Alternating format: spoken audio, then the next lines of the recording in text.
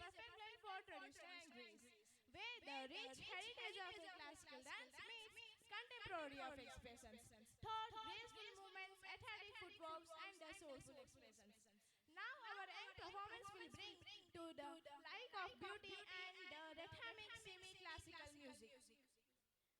ಭಾರತದಲ್ಲಿದ್ದ ನೃತ್ಯವು ಹಲವಾರು ಶೈಲಿಯ ನೃತ್ಯಗಳನ್ನು ಒಳಗೊಂಡಿವೆ.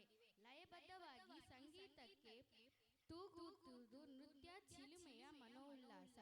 ನೃತ್ಯವು ಪ್ರೀತಿಯ ಪರಿಭಾಷೆ ನೃತ್ಯ.